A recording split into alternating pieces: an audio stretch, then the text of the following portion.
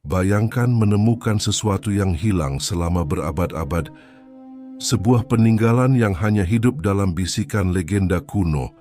Bagaimana jika saya memberitahu Anda bahwa jauh di dalam rimba Jawa Barat, bisikan tentang kerajaan yang terlupakan mengarah pada penemuan yang luar biasa? Bergabunglah dengan saya saat kita mengungkap peninggalan kuno Pajajaran yang tersembunyi, harta karun yang mungkin akan menulis ulang sejarah seperti yang kita kenal. Di tengah hutan lebat yang selalu diselimuti kabut, di antara gemuruh sungai dan desir dedaunan, tersimpan sesuatu yang lebih tua dari ingatan manusia.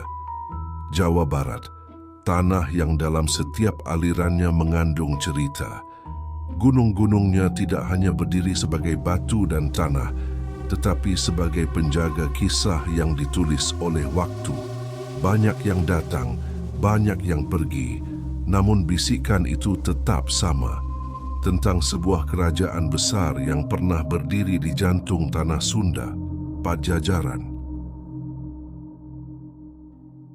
Pajajaran.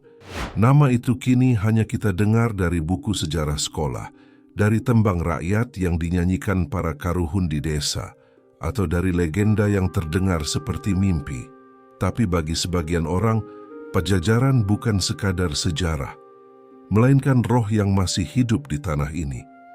Mereka percaya bahwa jejaknya belum lenyap, hanya tertutup oleh hutan, oleh kabut, oleh waktu yang panjang dan penuh rahasia. Dulu, ribuan tahun silam, Pajajaran berdiri sebagai kerajaan megah di tanah Pasundan. Rajanya, Prabu Siliwangi, dikenal bijaksana, menegakkan keadilan dengan hati yang menyatu dengan alam. Rakyat hidup makmur, air sungai mengalir jernih, dan di setiap puncak gunung berdiri tempat pemujaan bagi Sang Hyang Tunggal, sumber kehidupan dan cahaya. Namun, semua kejayaan itu tiba-tiba lenyap. Tidak ada catatan pasti kemana hilangnya istana atau di mana peninggalannya kini terkubur.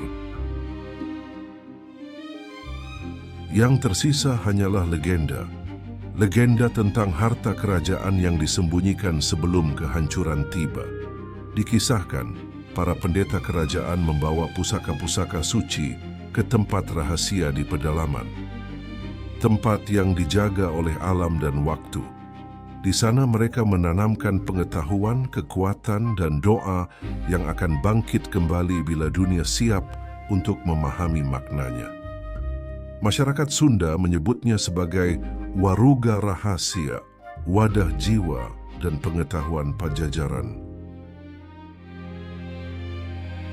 Di antara kabut dan batu-batu tua, beberapa peneliti menemukan jejak-jejak aneh. Pahatan naga di batu besar, simbol kujang di dinding gua, dan susunan bebatuan yang tampak bukan buatan alam. Tapi semakin mereka mencari, semakin mereka merasa bahwa tanah ini menatap balik, seolah alam memiliki kehendaknya sendiri untuk menutup atau membuka apa yang ingin diingat manusia. Bisikan tentang Pajajaran terus hidup, tidak di museum, tidak di arsip sejarah, tapi di antara pepohonan, di sungai, dan di hati masyarakat Sunda. Mungkin legenda ini bukan hanya tentang harta karun, tetapi tentang warisan batin, tentang hubungan manusia dengan alam dan leluhurnya. Dan dari sinilah perjalanan kita dimulai untuk mencari apa yang hilang dan menemukan apa yang seharusnya tidak pernah dilupakan. Sebelum kabut menutupi masa lalu, pernah berdiri sebuah kerajaan besar yang namanya disebut dengan hormat di seluruh Nusantara. Pajajaran, simbol kemakmuran, kebijaksanaan, dan kehormatan. Dari istana megahnya di Pakuan, kerajaan ini memancarkan pengaruh hingga ke pelosok pulau. Tapi seperti semua peradaban besar, waktu perlahan menghapus jejaknya, meninggalkan kita hanya dengan bayangan dan legenda. Pada masa pemerintahan Prabu Siliwangi, Pajajaran mencapai puncak kejayaan. Ibu kotanya, Pakuan Pajajaran, kini dipercaya berada di sekitar Bogor, adalah pusat pemerintahan yang makmur dan tertata.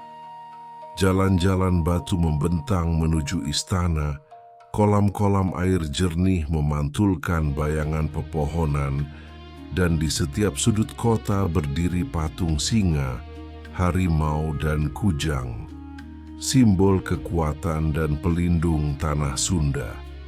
Dalam naskah kuno, disebutkan bahwa Pakuan memiliki taman luas, tempat para Brahmana dan Resi bermeditasi, mencari keselarasan antara manusia dan alam semesta.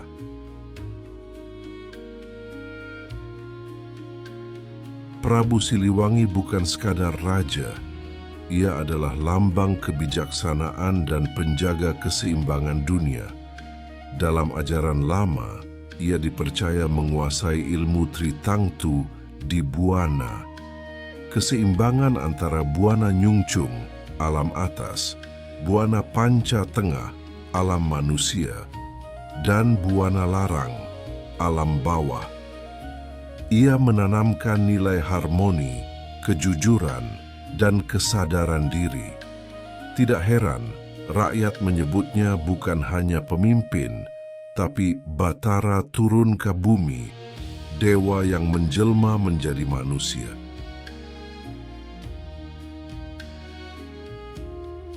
Istana Pajajaran tidak hanya menyimpan emas dan batu permata, ia menyimpan sesuatu yang jauh lebih berharga, pengetahuan. Dikisahkan, para resi kerajaan menyimpan ribuan naskah lontar yang berisi ilmu pertanian, astronomi, pengobatan, dan kebatinan. Ada pula pusaka sakral, kujang pamungkas, batu wesi kencana, dan manik maya. Permata yang diyakini mampu memperlihatkan hal-hal gaib bagi mereka yang layak.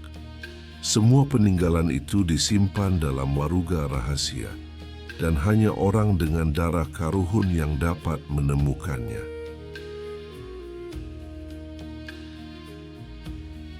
Namun tidak ada cahaya yang abadi.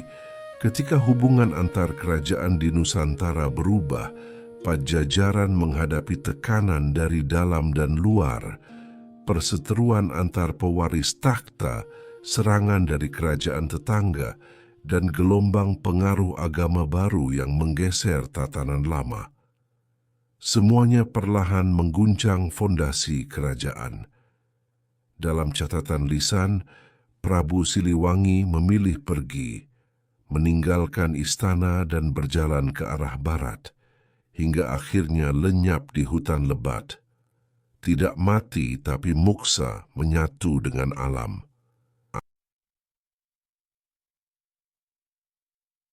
Setelah sang Prabu menghilang, Pajajaran runtuh perlahan. Kota Pakuan tertelan oleh waktu, istananya terkubur di bawah tanah dan akar-akar pohon. Penduduk yang tersisa berpencar ke segala arah, membawa sebagian dari ilmu dan pusaka kerajaan, menyebarkannya ke pelosok Jawa Barat, Banten, hingga Lampung. Sejak itu, Pajajaran lenyap dari peta dunia, tapi tidak dari ingatan mereka yang masih mendengar bisikan leluhur.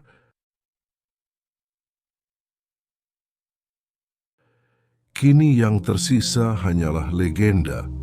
Legenda tentang kerajaan yang hilang, tentang raja yang tidak mati, dan tentang harta yang disembunyikan dari dunia manusia. Tapi di balik semua itu, ada satu pertanyaan yang terus menggema. Apakah Pajajaran benar-benar lenyap, atau hanya menunggu untuk ditemukan kembali?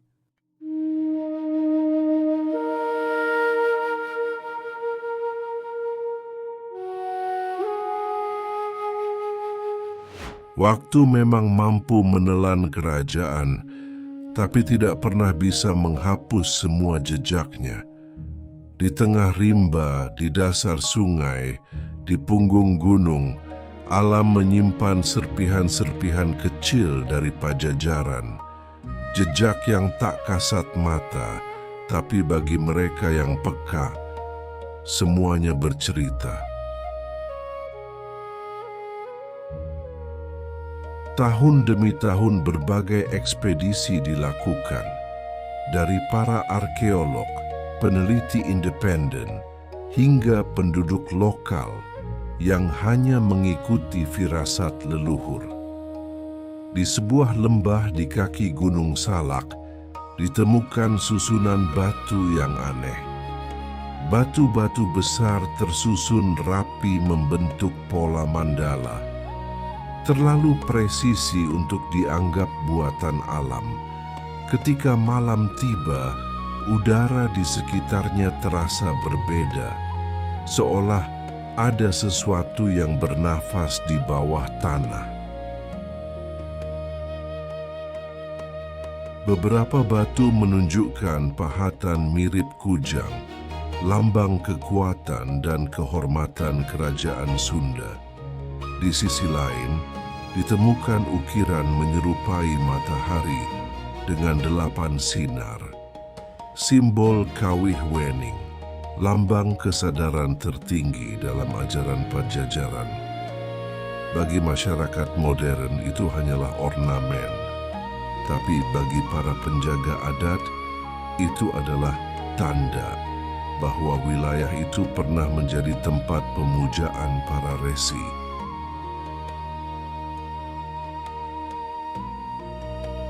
Di desa kecil yang tersembunyi di kaki gunung, seorang sesepuh bercerita tentang cahaya biru yang sering muncul di malam hari. Kadang tampak seperti bola api, melayang perlahan di atas tanah, lalu menghilang ke arah batu-batu kuno. Mereka menyebutnya cahaya karuhun, pertanda bahwa roh leluhur masih menjaga tempat itu. Banyak peneliti mencoba merekam fenomena itu, tapi kamera mereka selalu gagal menyala tepat saat cahaya muncul. Di tahun-tahun terakhir, beberapa penemuan mengejutkan muncul. Di hutan daerah Sukabumi, ditemukan artefak dari batu hitam. Pahatan berbentuk hewan mitologis dengan ukiran huruf mirip aksara Sunda kuno. Ketika diteliti, batu itu mengandung campuran logam langka yang belum dikenal dalam teknologi kuno. Siapa yang membuatnya? Dan bagaimana bisa mereka menguasai teknik yang bahkan sulit dijelaskan sains modern? Mungkin bukan harta karun emas yang ingin ditunjukkan Pajajaran, tapi pengetahuan tentang bagaimana manusia hidup selaras dengan alam, tentang keseimbangan, tentang kesadaran yang lebih tinggi. Sebab dalam ajaran Karuhun, setiap batu, pohon, dan air adalah bagian dari tubuh semesta. Menemukan peninggalan Pajajaran berarti menemukan diri kita sendiri. Semakin dalam kita menggali, semakin terasa bahwa Pajajaran tidak benar-benar lenyap. Ia bersembunyi, bukan di peta, tapi di balik kabut gunung, di dalam hati mereka yang masih menjaga kearifan leluhur. Dan setiap kali tanah berguncang, setiap kali angin berbisik dari arah barat, kita seolah mendengar panggilan bahwa sesuatu dari masa lalu sedang menunggu untuk ditemukan kembali.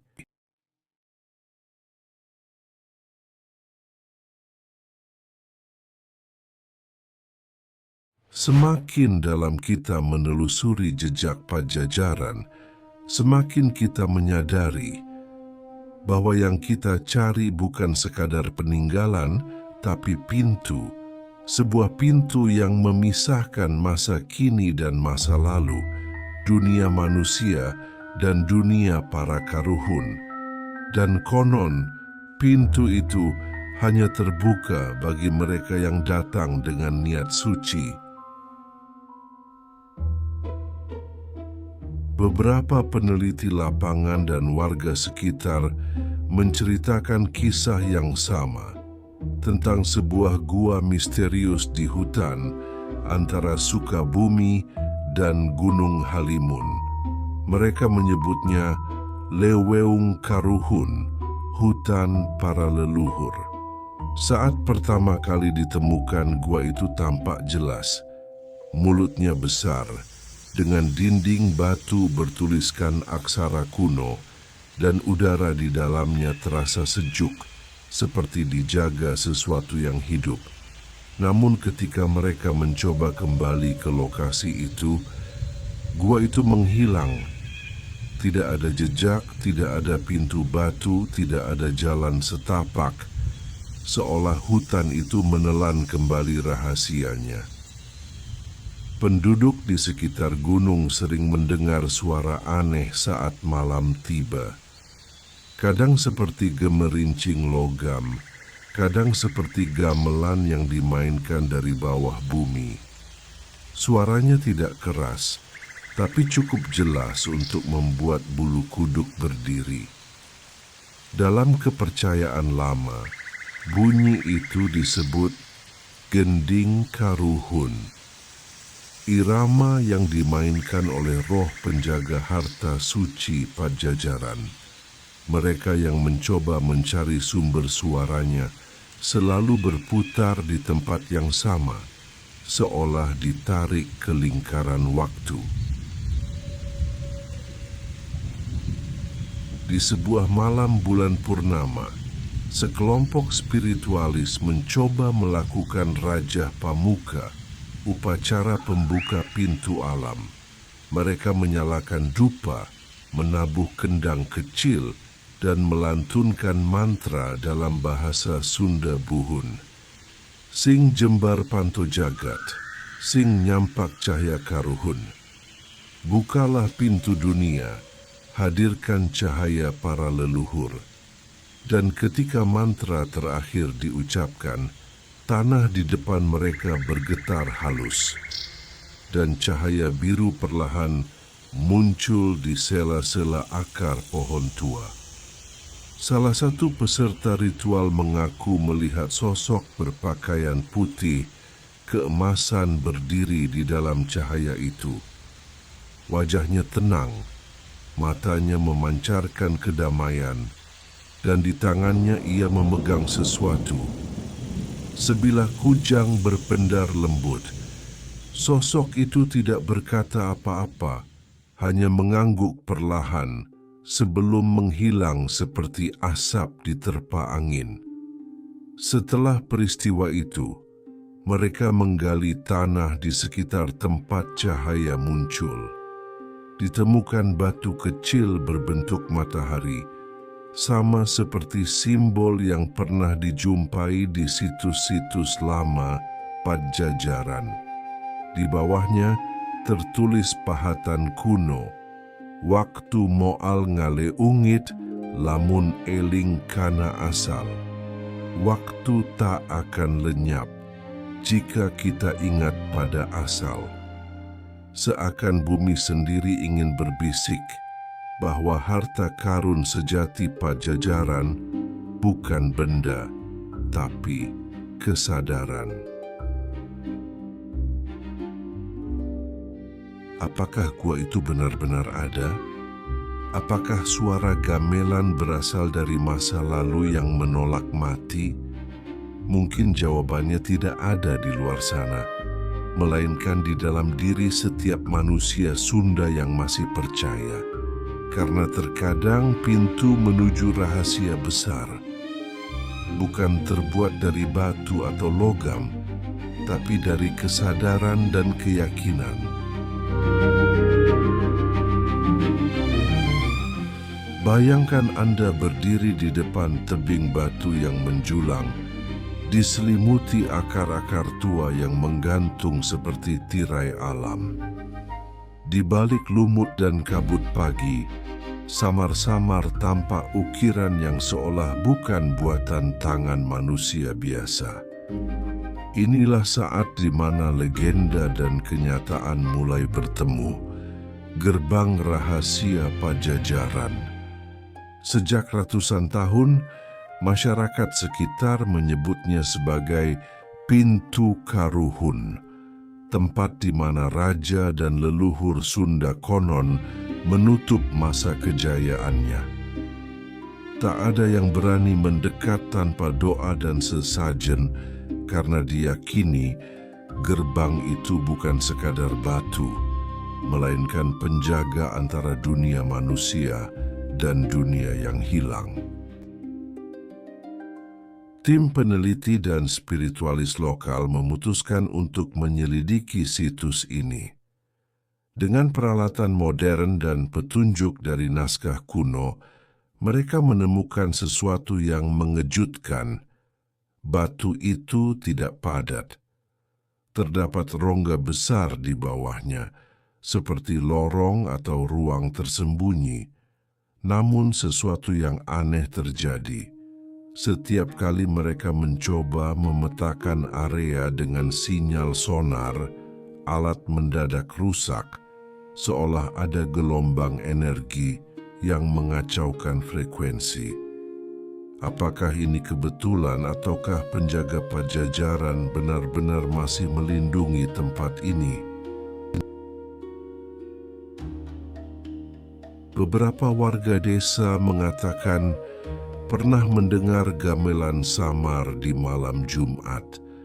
Suara saron, kendang, dan alunan kecapi dari arah tebing, padahal tidak ada siapapun di sana. Kadang terdengar seperti pesta, kadang seperti doa.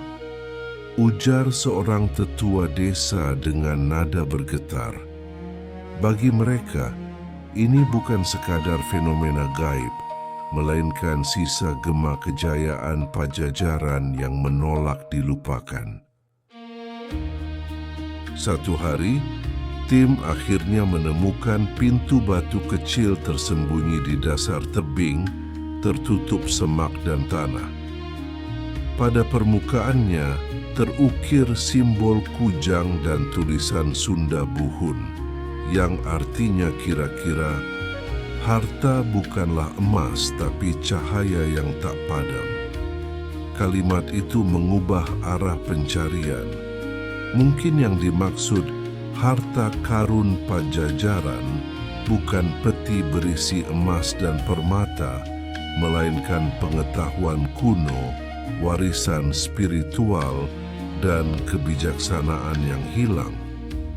Sesuatu yang nilainya jauh lebih besar dari kekayaan duniawi. Lorong itu lembab dan gelap, namun di dindingnya tampak relief yang menggambarkan kisah Pajajaran. Raja-raja yang memerintah dengan bijak, rakyat yang hidup makmur, dan hubungan manusia dengan alam yang begitu harmonis. Semuanya tampak seperti pesan terakhir, sebuah warisan moral untuk generasi masa kini. Salah satu relief paling menarik menggambarkan sosok Prabu Siliwangi duduk bersila, dikelilingi cahaya seperti matahari. Di bawahnya tertulis, "Ketika dunia lupa asalnya, datanglah mereka yang mencari dengan hati." Apakah ini peringatan bagi kita semua bahwa harta sejati bukanlah benda yang bisa dipegang, melainkan kesadaran akan siapa kita, dari mana kita berasal, dan kemana kita akan kembali? Mungkin Pajajaran memang tidak pernah sepenuhnya hilang. Ia hanya menunggu menunggu sampai manusia cukup bijak untuk memahami maknanya. Disinilah perjalanan kita sampai pada titik kebenaran yang sesungguhnya. Bukan tentang peta harta atau emas yang terkubur, tetapi tentang jejak peradaban yang pernah menyatu dengan alam dan spiritualitas. Dan ketika lorong itu perlahan tertutup kembali oleh kabut pagi, kita sadar harta karun Pajajaran bukan untuk dimiliki, tetapi untuk diwarisi dalam jiwa dan dihidupkan kembali dalam kesadaran kita.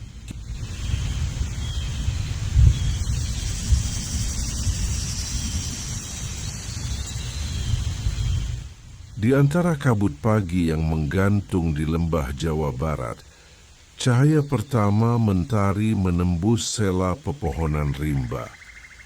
Lorong batu itu kini sepi, tapi udara di sekitarnya terasa berbeda, lebih hangat, lebih hidup, seperti menyimpan sesuatu yang baru saja terbangun. Seseorang berbisik pelan, "Bukan kita yang menemukan Pajajaran. Pajajaranlah yang memperkenalkan dirinya kembali kepada mereka yang siap mendengar." Setelah berbulan-bulan penelitian dan eksplorasi, para peneliti menyadari tempat ini bukan sekadar situs kuno. Ia adalah penyimpan energi spiritual, pusat pengetahuan leluhur, dan saksi bisu dari masa ketika manusia hidup selaras dengan semesta. Batu-batu berukir itu bukan hanya seni, mereka seperti kode kuno, pesan yang tersimpan dalam simbol dan pola geometris. Beberapa di antaranya mengarah pada titik-titik energi di wilayah Jawa Barat. Gunung Salak, Galunggung, Ciremai, dan bahkan Laut Selatan. Seolah semuanya terhubung dalam satu garis suci, jalur spiritual Pajajaran, nadi dari peradaban yang kini tinggal legenda. Satu hal menjadi jelas, Pajajaran bukan hanya kerajaan tapi cara hidup. Sebuah sistem nilai yang menempatkan harmoni antara manusia, alam, dan Sang Pencipta sebagai pusat segalanya. Di masa modern ini, kita mungkin kehilangan cahaya itu, tenggelam dalam kebisingan dunia dan lupa mendengar bisikan alam yang dulu jadi panduan hidup para karuhun. Namun, dari setiap batu yang ditemukan, dari setiap mantra yang terbaca, seakan terdengar pesan lembut. Jangan cari kami di bawah tanah, cari kami di dalam dirimu sendiri. Bayangkan, bila warisan Pajajaran ini bukan hanya tinggal kisah. Bayangkan jika manusia masa kini dapat memahami kembali falsafah yang pernah membuat tanah Sunda bersinar, tentang keseimbangan, kebijaksanaan, dan kesucian hati. Mungkin inilah harta karun sejati yang telah dijaga bumi selama lebih dari 500 tahun. Bukan emas, bukan artefak, tapi cahaya kebijaksanaan yang menunggu untuk ditemukan oleh mereka yang berani mencari kebenaran, bukan keuntungan. Saat malam turun kembali di hutan itu, kabut perlahan menutup jalan menuju tebing batu, seolah alam berkata, "Cukuplah untuk sekarang." Tapi di hati mereka yang pernah berdiri di sana, ada perasaan aneh, damai, namun menggugah. Seakan roh Pajajaran masih bernafas di antara pepohonan menunggu generasi yang sanggup menghidupkan kembali semangatnya. Sejarah mungkin tak mencatat semuanya, tapi bumi selalu mengingat, dan mungkin hanya soal waktu sebelum Pajajaran tak lagi sekadar legenda, melainkan cermin bagi kita untuk menemukan jati diri Nusantara yang sesungguhnya. Terima kasih telah berjalan bersama kami menembus kabut waktu, menyelami misteri yang telah tertidur selama berabad-abad. Inilah akhir dari perjalanan menuju harta karun Pajajaran, namun mungkin ini baru awal dari kebangkitan cahaya yang lama hilang